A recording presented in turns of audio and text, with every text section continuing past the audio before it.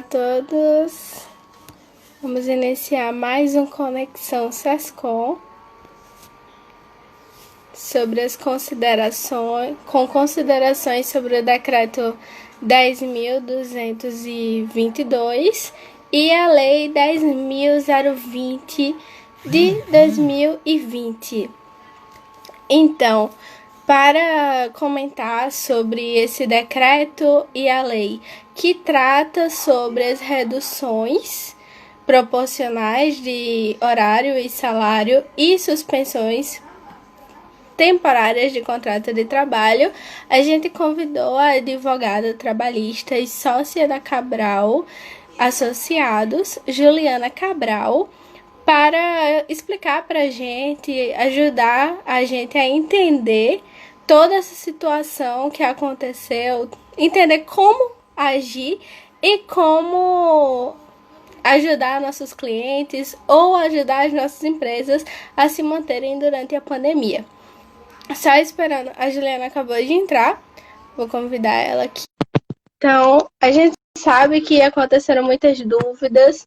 Há uma diferença entre a MP 936 e a Lei 14020, que a Juliana vai explicar. Olá, Oi, Ju. boa tarde. Boa tarde. Olá, oi, Rebeca, tudo bem? Tudo ótimo com você? Graças a Deus, tudo bem, graças a Deus. Tudo certo. Então, eu já comecei explicando o decreto e a lei. A lei é exatamente consolidando a MP 936 sobre redução e suspensão de salários. Só que ela tem algumas diferenças, né, Ju? Isso, Entre a MP, tem muita coisa parecida, mas tem uns acréscimos, né, que a legislação trouxe, mas que, em sua maioria, ratificou o que preconiza a MP 936. exatamente. E para entender o decreto 10.422, a gente tem que entender a lei. Porque às vezes. Exatamente, porque às vezes a pessoa acha que é a mesma coisa, só que a lei pode ter mudado um detalhezinho que faz com que o decreto mude também a aplicabilidade. É, porque o decreto trouxe basicamente os prazos da prorrogação que a lei não trazia, né? No artigo 7º e no artigo 8º. Então, o decreto, ele regulamentou, tipo assim, acalmou os ânimos, porque tinha a lei, mas não tinha o prazo de prorrogação de redução e de suspensão. E mais aí foi dirimida essa questão com a publicação do decreto ontem, né? Isso. Não, e foi um alvoroço, todo mundo esperando esse bendito decreto. E quando saiu foi alegria. Esse delay aí deu pano para manga para muito empresário e empregado ficar aperreado com isso aí mesmo, é verdade. Com certeza. Foi uma semana, né? Porque a lei ela é do dia 6 de julho e o decreto do dia 14. É, um pouquinho mais de uma semana e todo mundo nervoso. Então, inicialmente, né? Inicialmente a preocupação era cadê a sanção do presidente para virar lei? Exatamente. Depois, cadê o decreto? É? Mas vamos lá. Ju, quais são as principais diferenças da medida provisória 936 para a lei 14020? Que são importantes que as pessoas tenham na cabeça até para entender o decreto. Então, eu separei para vocês alguns pontos que eu entendo que são pertinentes. A questão do aposentado, né? A questão da estabilidade da grávida, do PCD, a questão das faixas salariais que houve mudanças em relação aos valores. Várias questões que a gente pode pontuar se você quiser tratar tema por tema. Acho que a gente pode explanar mais por cima. E caso o pessoal faça perguntas, daí a gente vai deixando mais claro cada tópico. Daí eu queria até fazer uma pergunta para o pessoal que está assistindo. Vocês estão vendo uma interrogaçãozinha do lado dos comentários ou não está aparecendo para vocês? Que às vezes aparece, às vezes não aparece. Aí, caso esteja aparecendo, coloca aqui nos comentários que está aparecendo e vamos dar prioridade para colocar as perguntas nele, que facilita para eu poder ter o controle e perguntar para Juliana. Aí fica tudo É o mais que está prático. aparecendo. Considerações Você tá... sobre o decreto 10.422 e a lei 14.020. Não, embaixo deveria estar aparecendo uma interrogação em duas caixinhas. É, não tá Não, aparecendo. não está aparecendo. Eu sinceramente não sei como faz para ela aparecer. Se Mas você então não sabe, imagine eu. podem colocando as perguntas nos comentários, que qualquer coisa eu vou anotando aqui. Podem enviar também no WhatsApp, no meu privado, que eu anoto para passar para Juliana. Mas Então, vamos lá, Ju. eu queria dizer também, para começar, que a lei ela teve 8 vetos, né? A sua maioria foi tratando da questão das isenções fiscais, que não tem diretamente a ver com o direito do trabalho. Na questão trabalhista, teve o veto da ultratividade, certo? Dos juros das correções monetárias e também da participação dos lucros. Isso foi vetado. O presidente resolveu vetar. A questão da regra da ultratividade é o seguinte: por exemplo, numa convenção coletiva que dura 2 anos, certo? No caso, ela não prorroga automaticamente, teria que haver se for o caso, né? Teria que haver uma reunião para ter fazer uma nova convenção coletiva. Então, o presidente vetou isso. Mesmo nesse tempo de pandemia, ele entende que tem que haver uma reunião para fazer-se uma nova convenção coletiva. Então, isso aí foi de contramão à questão de evitar de evitar ficar perto, né, um do outro. Não, ele não respeitou, tipo assim, a questão do isolamento social, né, que deve haver nesse momento. Então, foram esses 8 vetos Entendi. mesmo, em relação à questão da nova legislação, e comparando com a MP 936. Ok. Sobre o decreto em si, a gente Sim, entende, ok, entendemos que teve o aumento no prazo de suspensões e reduções. Antigamente, a suspensão deveria ser até no máximo 60 dias e a redução de no máximo 90. Daí exatamente. teve esse aumento, mas como é que é para a gente entender esse aumento? Só coloca mais 60? Então, Porque é importante dizer que, em relação ao prazo, ele mudou o artigo, na verdade, ele complementou o artigo 7º e o artigo 8º da lei, como é meu nome da lei? 14.020. Isso mesmo. Ele prorrogou, né, por mais 60 dias, quem queria fazer suspensão, quem quer fazer suspensão, e ele prorrogou por mais 30 dias quem quer fazer redução. No total, não pode passar 120 dias de cada medida.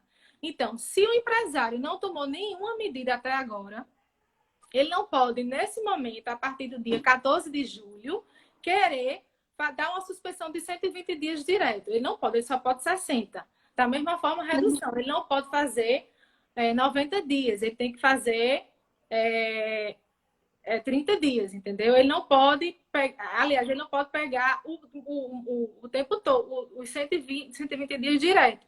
Ele tem que uhum, fazer de acordo com o que está agora na nova legislação. ok. Então, muita gente, quando a suspensão acabou, porque quem fez suspensão desde o começo já acabou. Então, E tinha que aí faz fazer um novo alguma coisa. acordo. Faz um novo acordo, certo? Faz a comunicação tudo bem direitinho ao empregador web, como a gente já conversou sobre isso. E de acordo agora, não é mais com o que preconiza a MP 936, sim com o que diz a Lei 14.020, que ela mudou em muita coisa em relação à faixa salarial, por exemplo. Entendeu? Agora o teto é 2.090 e não mais 3 salários mínimos, como tem na MP 936. Mas se o empresário ele quer só prorrogar um acordo que ele fez pela égide da MP 936, ele vai fazer um termo aditivo e vai prorrogar normalmente. Entendeu? Entendi. Não vai. Essa questão da aplicação do direito intertemporal da medida, ela para esse tipo de prorrogação, ela é viável, entendeu? Agora, se for um novo contrato com novas cláusulas, vai ter que ser feito realmente um novo contrato com a assinatura do empregado, que agora pode ser feita por meio eletrônico também, porque na MP dizia que era por meio escrito. Eu, particularmente, ainda continuo dando conselho que faça via escrita, entendeu? Embora a própria lei 14.020 diga que pode ser por meio eletrônico, por vídeo, voz, enfim, que faça com que o novo acordo realmente foi feito com a concordância do empregado. Aí faz a comunicação, mesma coisa da MP 936. A lei, ela ratificou em tudo o que diz a MP 936, entendeu? Comunica em 10 dias, né, ao empregador web. Com 2 dias antes, faz a comunicação ao empregado para poder estar esse acordo aí. E poder receber o bem, né? Sim, que é o importante. Exatamente. No final das contas, o que facilitou em muito os acordos é ter uma contrapartida, é que o empregado não só perca, mas que tenha pelo menos uma parte retribuída de volta. Exatamente, mas é importante em relação ao que você falou aí, o garantia do pagamento do bem, o próprio decreto no artigo 7º, que eu acho que vai ser alvo de alguma inconstitucionalidade no momento posterior, ele veio dizer também que pode fazer a redução com prazo a mais, pode fazer a suspensão, mas não garante que tenha dotação orçamentária para pagamento do bem. Então, assim, ele quis tirar o corpo fora, entendeu? Talvez não tenha dinheiro, mas faça. Então, fica o empresário na dúvida, né? Ele fala que vai começando a falar, são 8 artigos. Começa a falar, dizer que da prorrogação dos prazos em si, mas no final ele diz que talvez não tenha dotação orçamentária para tanto, para pagamento do bem, em relação ao artigo 5º e o artigo 18 da lei 14.020. O artigo 18 é justamente o contrato intermitente, que no contrato intermitente, como você sabe, se o acordo do contrato foi feito formalmente até o dia 1 de abril, que era a publicação da MP 936, estava regularizado esse contrato intermitente, ele tinha 3 parcelas para receber do bem. Com mais agora o decreto, mais 30 dias. Então, o contrato intermitente tem mais 30 dias para receber o bem. Mas, com tudo isso, o próprio artigo do decreto, né, 10.422, ele fala que talvez não tenha dotação orçamentária para pagamento do bem. Então, isso aí vai de contra o que o próprio decreto fala, né? Isso daí que é um tema bem complicado. É controverso, é muito complicado isso aí. Pois é. Mas imagino, espero que haja alguma movimentação política para que isso não possa acontecer, que seja garantido, porque talvez seja alvo de alguma ação direta de constitucionalidade, enfim, em relação a esse artigo, porque realmente ele explica, mas complica, né? A vida do empresário e do empregado, né? Com certeza. Outro ponto interessante sobre o decreto é aquela questão da soma dos acordos, né? Se suspendeu um tempo, depois fez a redução, já deve contar esse tempo antes de fazer um novo. Certo? Certo, isso. Aquela questão de suspender 60 dias, aí reduziu mais uns 20 dias, que é o tempo de sair o decreto, a lei. Aí, nesse meio tempo, já pode suspender essa redução, cancela a redução e volta para suspensão, para finalizar os 120 dias. Isso, tem muita essa jogada das datas para dar 120, né? Tudo tem que ser agora com base nos 120 dias. Antes do decreto, tinha a lei que não falava sobre prazo. Precisava de um ato presidencial para poder dizer qual era o prazo que podia se prorrogar. Agora veio. Então, tem que ser na totalidade, não pode extrapolar 120 dias. Pronto. Entre redução e suspensão. Lembrando que com a lei muda a questão do fracionamento da suspensão do contrato de trabalho. Pode ser agora, não mais 30, mais 30. Pode ser no mínimo 10 dias. Então, você pode fazer aí várias... dividir, fracionar a questão da questão da suspensão do contrato de trabalho. e vai pagar, e vai receber o bem da mesma forma, o empregado. Isso é bacana até para aquele pessoal, aí, os estados que reabrem as atividades, percebem que não foi tão bom, aí volta. Aí volta, Então, justamente.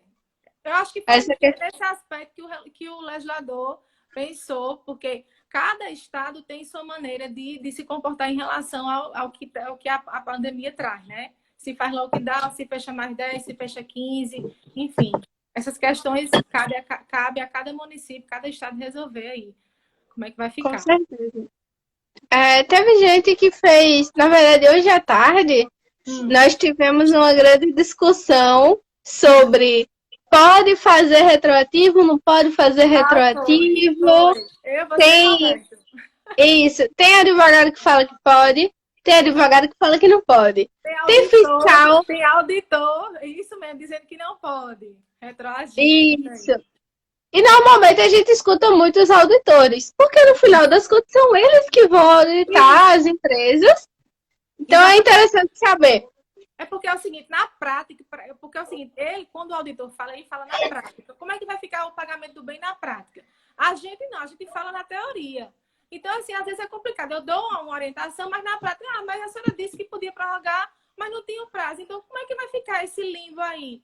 De que tinha lei, mas não tinha o decreto? Infelizmente, vai ficar a cargo do empregador. Entendeu? Agora, se dia 6 quer prorrogar, eu entendo que pode prorrogar sim. E que agora, porque não são 10 dias para comunicar o empregador web, então, se for dia 6 e o decreto é do dia 14, ele tem até o dia 17 de julho para fazer a comunicação ao empregador web. Então, ele não vai estar fazendo errado em ter prorrogado antes do empregado, 2 dias antes, né? E vai comunicar ao empregador web até o dia 17 de julho. Então, vai correr. O pessoal do recursos humanos da empresa vai se desgastar, mas vai resolver, porque vai comunicar, o empregado vai receber o bem e vai ter o seu contrato suspenso ou feito a redução de jornada / trabalho, né? Uhum. Pronto. Mas aí, nessa condição, tem algum perigo jurídico? A gente tinha até comentado sobre isso também. Existe. Na verdade, desde que está aqui, que iniciou a pandemia, né, em março, através do decreto, né, número 6, de 20 de março de 2020, a gente anda, né, a gente se encontra no estado de calamidade, e também na área jurídica a gente se encontra uma questão de insegurança jurídica. Entendeu? É o que eu sempre digo. Vai ter solução para empregado e solução para empregador. O que é que a gente aconselha ao empresário é que ele reúna provas. Por isso que eu digo, a legislação nova, a Lei 14.020, ela diz que pode ser feita a comunicação via escrita e eletrônica, mas mesmo assim eu ainda aconselho que seja escrita, porque para diminuir um passivo trabalhista, entendeu? Então, assim, é importante que a empresa se preocupe sempre em cumprir as normas, mas é importante que as duas partes tenham um bom senso nesse momento. Mas, com tudo isso, ainda vai existir demanda trabalhista para os dois lados. Não tem como, porque a gente está vivendo, a gente dorme e acorda com uma lei nova, com a MP, com um decreto. E agora, ontem à tarde, a gente conversou sobre essa live de hoje, e no final da tarde saiu a portaria de 16.655 do Ministério da Economia, aonde prevê a recontratação de quem foi demitido sem justa causa dentro do prazo de 90 dias. Então, assim, é uma coisa atrás da outra, né? Então, a gente tem que estudar, verificar na doutrina, na legislação e nos princípios constitucionais a melhor maneira de dirimir qualquer questão que venha ser trazida, tanto pelo lado do empregado, tanto pelo lado do empregador. Pois é sempre importante deixar o máximo de segurança possível para se precaver. Exatamente. Quem tiver alguma dúvida, pode ir colocando aqui. Por enquanto, a gente vai conversando pontos que a gente acha interessante da lei por via das dúvidas. Você tinha comentado sobre diferenças para grávidas. Até começasse a me explicar hoje. Só que negócio. Vamos conversar melhor sobre isso agora. A grávida é um caso, assim, super novo. A questão da somatização das estabilidades. A grávida ela tem um direito, como você sabe, que está na Constituição, artigo 10 da DCT, que a grávida tem, a partir da data da confirmação da gravidez, até 5 meses posterior Ao parto. o parto, né? Então já tem essa estabilidade constitucional garantida a ela. Mas somada a essa estabilidade, ainda tem a garantia do emprego, que se fizer suspensão ou redução de contrato de trabalho nesse tempo de pandemia. Você me disse que vocês têm uma grávida, não é isso? Que não fizeram, não acharam por bem não praticar a medida. Que fizeram por bem também. Ela veio, teve o parto e vai usufruir da estabilidade que lhe é inerente e constitucionalmente garantida, né? Agora, são 5 meses. Mas no caso de específico da pandemia, se for utilizada as medidas, se for suspenso, pelo prazo que foi suspenso, por exemplo, terminou 5 meses, ela vai ter mais 2 meses de estabilidade no emprego. E isso não é tarifado. Entendeu? Porque é o seguinte, a garantia que a gente fala da não demissão, de ficar no emprego depois que passar o prazo de suspensão, redução, é uma estabilidade tarifada. É uma indenização que pode ser paga, multa. No caso da grávida, ela não vai poder pagar. Ela vai ter que ficar no emprego. Entendeu? Por mais 5, mais 2 meses, ou o caso que for. Então, é um caso de novidade na legislação. Por quê? Até onde se via, a gente só bebezava. Qual era a estabilidade maior? Então você vai dar essa a essa pessoa.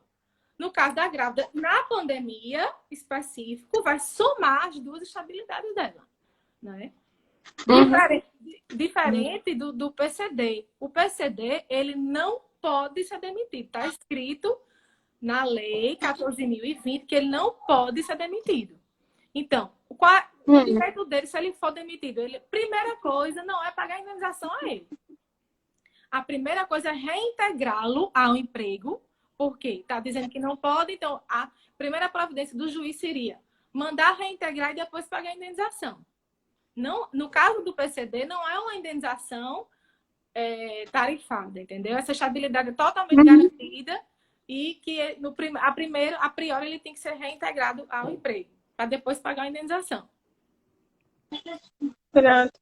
Eu não lembro, sinceramente, se a lei trata alguma coisa sobre jovens aprendizes e estagiários. Inicialmente tinha tratado algo sobre na MP, mas eu acho que devem ter acabado esquecendo deles na lei. Realmente eu tô. Agora você me pegou. Não, não. Eu acho que não foi tratada na lei 14.020 sobre estagiário, não. Porque eles tratavam muito antes sobre jovem aprendiz. Porque logo no início eles foram liberados. Aí depois disseram que eles podiam entrar nos benefícios, só que sem receber. Alguma coisa assim. Podia ter suspensão, no caso.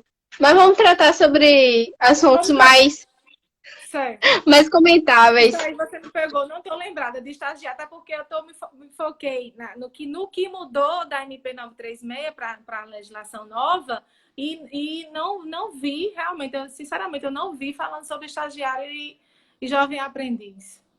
Não me recordo. Acaba sendo muito detalhe, no final das contas. Mas quais são as maiores dúvidas que o pessoal está te trazendo normalmente agora? Tivemos perguntas aí, não, né? Que eu estou falando com você aqui, não estou prestando atenção. Ainda não. Não.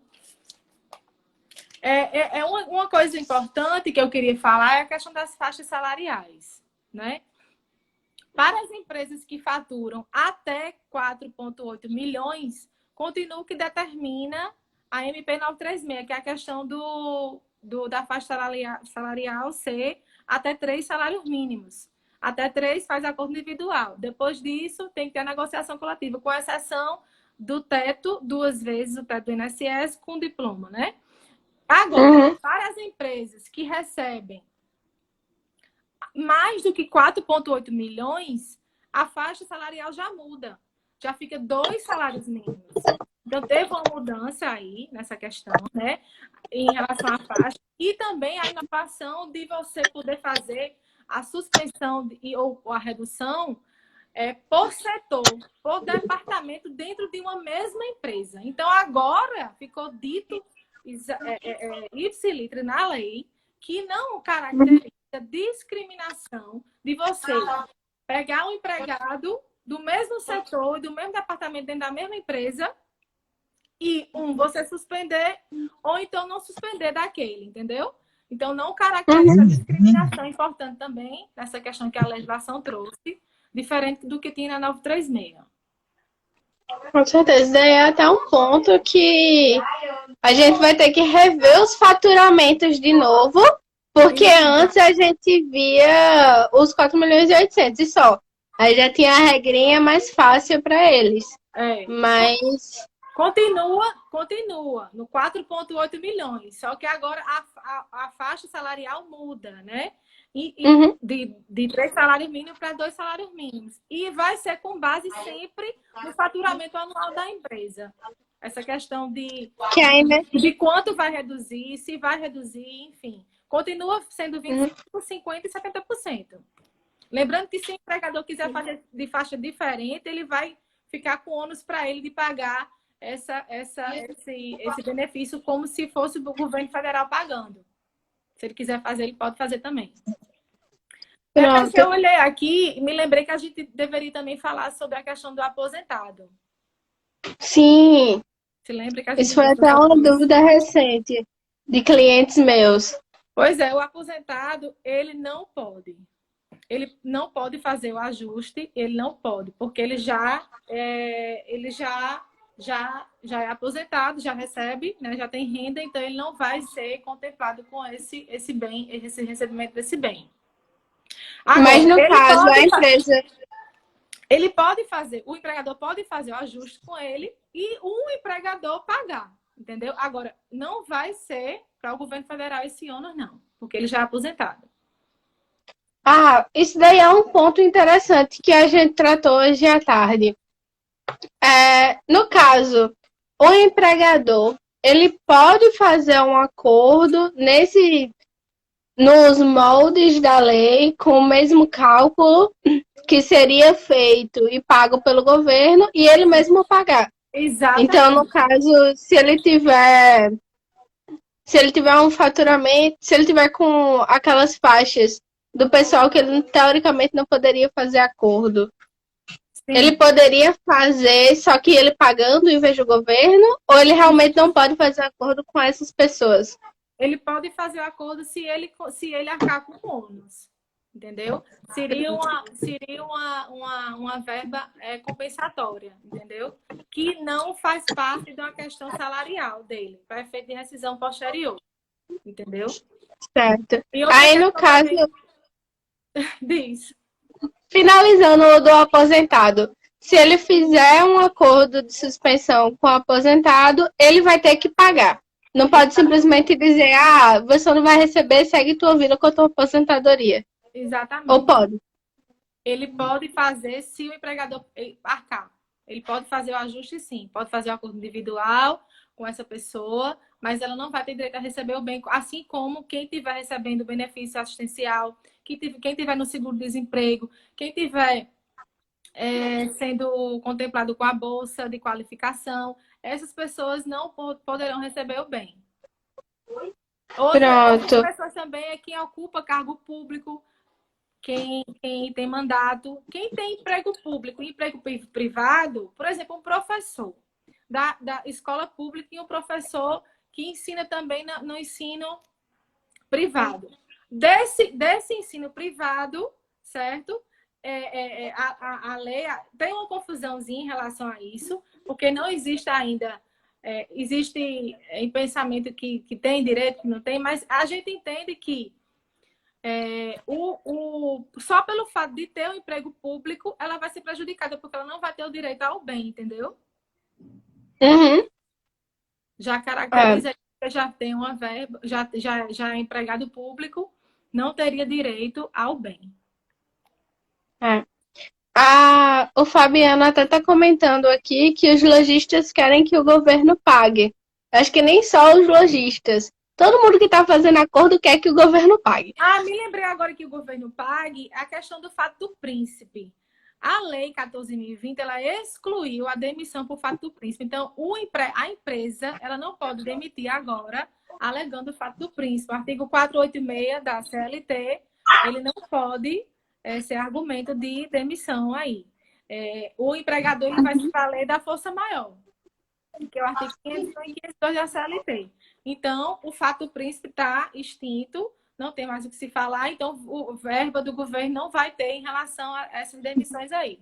Porque entendeu-se, Rebeca, que não se trata de um ato discricionário do governante, e sim vinculado, porque ele teria que fazer isso, diante do que a gente se encontra nessa pandemia. Então, não se trata particularmente de um governante vir e mandar fechar aquela empresa. Entendeu? Então, assim, para dirigir essas questões, ficou demissão por força maior. Está demitindo por força maior e não por fato do príncipe. Que havia divergência em relação a isso. Uns entendiam, não, é fato do príncipe, um decreto municipal, outros, não é um ato vinculado, não discricionário. Teve muita discussão sobre isso. Só que esse tipo de demissão por força maior continua sendo a demissão sem justa causa, né? Com direito a todas as verbas, direitinho. Exatamente. A Marta perguntou se livre acordo entre ambas as partes é possível. Como é? Livre acordo entre ambas as partes é possível? Eu acho que desde a reforma trabalhista já ficou bem facilitada essa questão de acordo, né? Desde que seja dentro do que determina a medida provisória, as duas medidas, né? A 936 e a 927, se for o caso, e a lei agora 14.020 com o decreto, né? E tem que prestar atenção nisso aí. Pode fazer acordo? Pode. Desde que seja de acordo com o que está preconizando as duas medidas aí. O Moisés fez uma pergunta muito boa, até válida para mim. Quando um funcionário... Acho que vai. Quando um funcionário tem um emprego público e não informa a empresa, só se tem conhecimento quando não recebe o bem, a empresa pode ser penalizada? Não, ela não tinha conhecimento. Mas aí, no caso, ela vai ter que pagar a pessoa normal, como se nunca tivesse tido a suspensão? Não, eu acredito que a empresa não pode ser prejudicada pelo fato de ela não ter comunicado. Inclusive, ela pode, nesse momento, porque ela não, no caso, ela não tem que pagar. Porque é assim, ela não foi comunicada que a pessoa também tinha um emprego público. Então, já é de cara que já existe a má-fé desse empregado. Entendeu? Então, ela não arcaria. Na minha opinião, ela não arcaria com esse pagamento, não. Ele tomaria outra solução em relação a essa pessoa, mas pelo fato dela ter omitido, ela não poderia receber, já que diz que não pode receber, duas verbas do governo, né? No caso, ela já é empregada e ainda ia receber o bem. Não pode. Então, ela agiu de má fé. Então, a empresa não poderia arcar com isso, na minha opinião. Né? Eu entendo que não deveria arcar, não, com esse pagamento. Mas teria como a pessoa se precaver em relação a isso, porque acaba sendo parecido com o aposentado. O aposentado antes não passava a suspensão, porque você não pode suspender uma pessoa que já recebe outra verba. Daí a empresa tinha que pagar. Normalmente o salário, mesmo a pessoa em casa. Exatamente. Ainda mais quando essa pessoa é considerada de risco, né? A princípio, a gente já colocaria teletrabalho, trabalho à distância, para poder não ter essa questão da contaminação do novo coronavírus. Mas eu entendo que continua a questão do bom senso, né? Se você admite que você tem um emprego, você não tem direito a receber da empresa, né? E muito menos o governo, porque você não está omitindo, então você tem que arcar com isso. Seria até o caso de demissão por justa causa, na minha opinião. Vou mais além. Na brutalidade. Ah, É, então, poderia seguir com o acordo de redução nos demais meses? o quê? Cortou aqui. Poderia seguir com o acordo de redução nos demais meses, Sim, sim, poderia sim. Exatamente. mesmo sem a empresa pagar nada. Tipo, só deixa a pessoa lá, siga a sua vida com dinheiro público que você recebe. É, infelizmente, para quem tem emprego público, sofre com isso, porque já tem, então não é garantido receber. Agora, se você tem dois vínculos formais, você vai receber dois bens, entendeu? Agora, Uhum, já o contrato intermitente, não, ele só vai receber um bem. Agora, se você tem, porque não é vínculo formal. Agora, se você tem dois vínculos formais privados, você tem direito a receber dois bens, sim. Diferente de quem é empregado público, de quem tem mandato público, enfim, de quem é uhum. aposentado. Já tem renda, não recebe o bem. Tá. O Roberto até colocou que em muitas situações o empregado não conhecia a proibição. Então, às vezes, ele aceita o acordo, mas não sabia que o fato de ter o emprego público Aí é iria barrado. impedir de recebê-lo. Aí chega no Ministério da Economia e é barrado, porque está lá, por exemplo, no DataPrev, que ele tem um vínculo, entendeu? Então aí já barraria é, é, é, é, essa questão dele receber o bem, né? Porque ele já tem um vínculo público aí. Uhum. Um ponto também que eu acho interessante, que está desde a medida provisória, Hum. é essas questões da qualificação. Eu recebi muito e-mail de empresa de curso falando que você suspendeu alguém, você tem que dar a qualificação Isso, EAD. isso. Realmente é obrigatório dar essa qualificação, você pode só suspender e seguir sua vida. Então, se você partir para fazer a suspensão dando a bolsa, a regra é de 1 a 3 meses tem que ser obrigatória telepresencial. Na CLT, a Uhum. bolsa qualificadora é de 1 a 5 meses e tem que ser na modalidade presencial. Nesse caso aí, essa pessoa não vai receber o bem, porque ela já está recebendo a bolsa de qualificação. Terminou de 1 a 3 meses, ela pode agora voltar, né? E fazer um novo contrato, um novo acordo de individual, suspendendo por 60 dias, desde que não extrapole, por exemplo, os 120 dias. Ou Então, pode fazer a redução. no caso, a suspensão em si não implica na obrigatoriedade do empregador dar um curso para o seu funcionário, certo? Se for para fazer curso de qualificação, bolsa de qualificação, ele tem que pagar sim. Se for Mas se não suspender, for para fazer, se se não for for, só para suspender, se for só para suspender, quem vai ter que ter a contrapartida do governo. pronto, e não precisa nada de curso. Não, nada de curso. É outra Ah. modalidade de suspensão. Não Entendeu? é porque tem algumas empresas de curso que ficam mandando e-mail e tentando fazer venda de curso Sim. usando um artigo que tinha na medida provisória, Sim. dizendo, olha, tem que dar curso. Me Não, deixou não. assustada inicialmente, mas Tem que acabou dar passando. curso. Tem que dar curso se a modalidade de suspensão for para dar bolsa qualificadora. Aí o empregado vai ter que aceitar essa suspensão. Ele vai ter que aceitar se vai querer a qualificação e vai ficar no modo telepresencial de 1 a 3 meses. Diferentemente se fosse no modo presencial, que é de 1 a 5 meses, conforme diz a CLT. Ok. A Marlene perguntou: quando o empregado não conhece a proibição, não fica caracterizado como má-fé, Aí certo? vai ter que ser uma questão de prova, né? Vai ter que ser uma questão de prova. Não fica caracterizada a má-fé, mas é uma questão de prova na justiça, né? É o que eu vejo. Uhum. O Confecção tem. Moisés colocou que a pergunta da obrigatoriedade do curso foi boa. Mas tem que ter o aceite do empregado. Ele tem que aceitar, ele Uhum. tem que confirmar que ele vai querer para poder ele receber a bolsa da qualificação e ficar telepresencialmente no máximo de 1 a 3 meses com essa suspensão contratual aí. Pronto, certo. Eu acho que no final das contas, tem mais algo que você gostaria de Então, apontar? a faixa salarial já falei, né?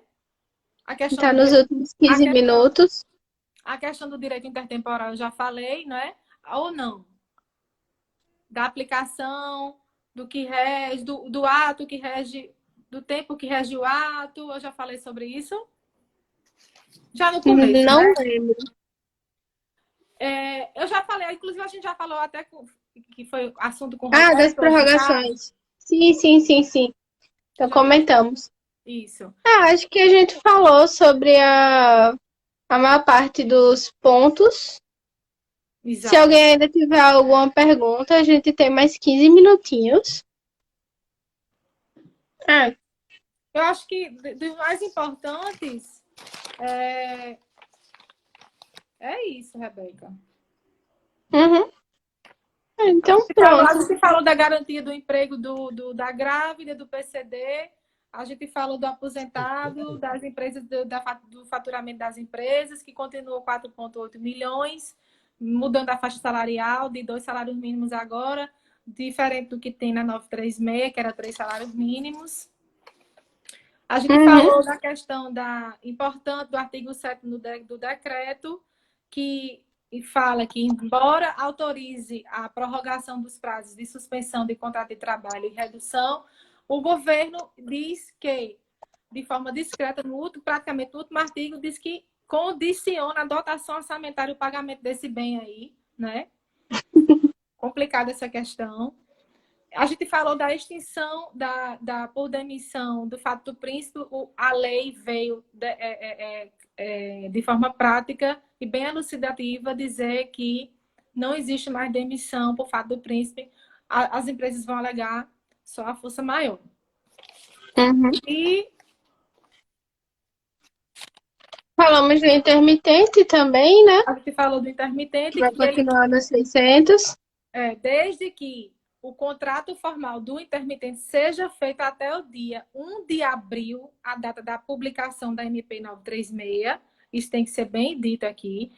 O contrato dele formalizado, ele teria 3 meses para receber esse benefício, e agora o decreto prorrogou por mais 30 dias. Então, encerrando esses 30 dias, eu não sei o que vai acontecer, né? Vamos esperar aí as cenas dos próximos capítulos na Seara Trabalhista, porque são muitas novidades e a gente dorme e acorda com legislação nova, enfim. Esse decreto, a gente estava esperando ele há 11 dias, não é isso? Tá. Ele veio, ele tinha que vir.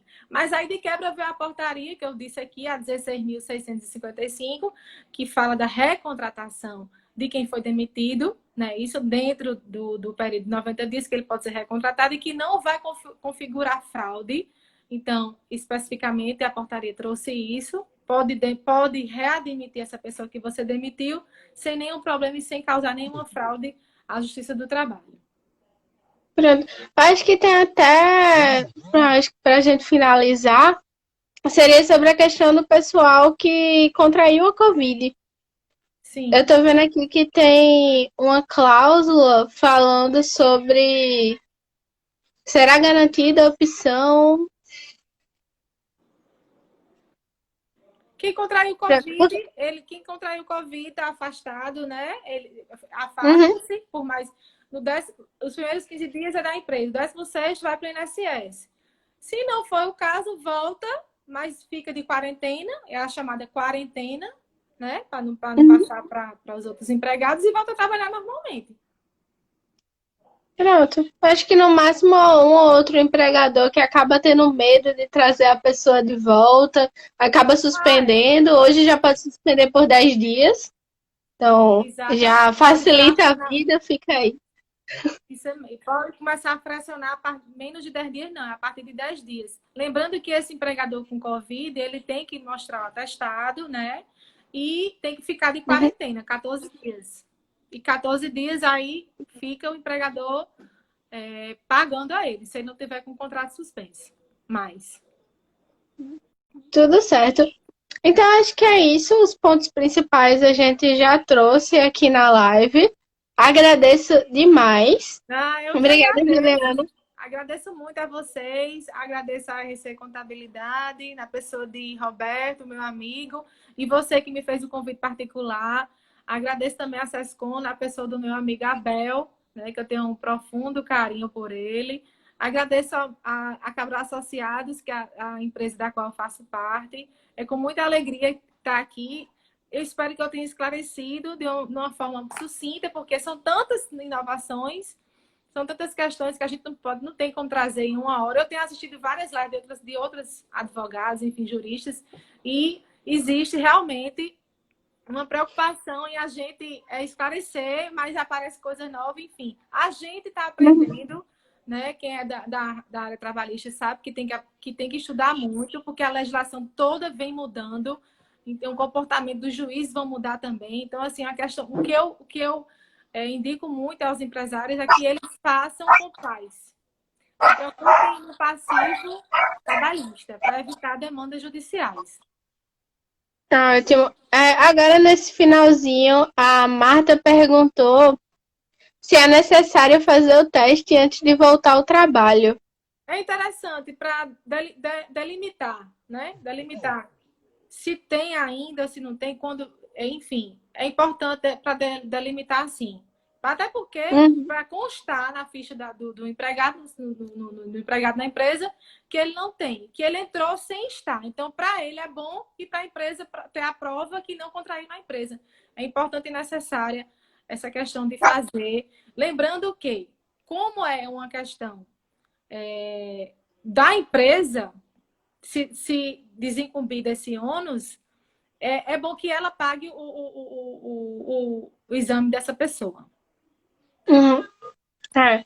A gente tinha até visto uma questão de algum benefício, algum desconto para esses exames, mas aí os associados tendo interesse entram em contato com a gente, que a gente tenta novamente com a lista de associados interessados tentar conseguir esse desconto nos testes. Principalmente Olha, interessante, super tem dois tipos interessante. de teste, né? É isso, é o Tem teste o rápido, teste para ver se você tá e se você já teve. exatamente, o PCR, né? O teste rápido e o teste sorológico, que é o PCR, que verifica quando você teve, se você já tem anticorpos do coronavírus aí. Pronto. A Marlene até sugeriu uma nova live em relação à matéria ser nova. Uma Ah, aula dessa é muito contributiva para os esclarecimentos sobre a matéria. isso, exatamente. Por mim, eu estou à disposição. Pronto. O Moisés, que é nosso vice-presidente, até colocou aqui que estamos trabalhando por esse desconto. Um Deus abraço para quiser, vai sair. Moisés. Um abraço para Moisés, viu? Saudade de todos aí, todos vocês. Em breve voltarei para João Pessoa. Estou no Rio de Janeiro, mas em breve eu estou voltando à terrinha aí, se Deus quiser. Pelo nosso calor, né? É porque aqui tá um frio danado. Mas eu gosto de frio também. Pronto. Mas tudo certo. Muito obrigada, Juliana. Eu que Obrigada a agradeço, você e Rebeca. a toda a equipe da Cabral, que sempre é muito solícita para a gente do SESCOM e para os nossos associados também. Isso é uma coisa muito importante. A gente está precisando, advogados são ouro agora na pandemia. Para a gente tentar Se a deixar gente souber, a gente nossos clientes responde. seguros. E obrigada. Se a gente souber, a gente responde. Senão, a gente vai estudar para responder, né? O questionamento aí. Eu agradeço muito o convite e me coloco à disposição para e-mail. Quem tiver no Instagram, me procure nas redes sociais, porque eu posso, se eu puder, tirar dúvidas de vocês. Ótimo. Sigam a Juliana e também sigam a Cabral Associados. Eles fizeram uma cartilha logo no começo dessas MPs, A gente tem uma que é bem interessante, tem muita dica isso. bacana de como agir, como lidar. Caso Exatamente. alguém não tenha feito nenhuma medida ainda, vale a pena Tá na fazer. bio, se eu não me engano, tá na bio do nosso Instagram, a cartilha atualizada que a gente fez desde da edição da MP 927. Tá lá. Se vocês quiserem clicar, certo? Estamos lá. Pronto, busquem lá. Muito obrigada, Juliana. Vou Obrigada. finalizar aqui a live. Obrigada a Pronto, todo mundo Alice. também que participou. Obrigada. Tchau, gente. Obrigada. Tchau, tchau.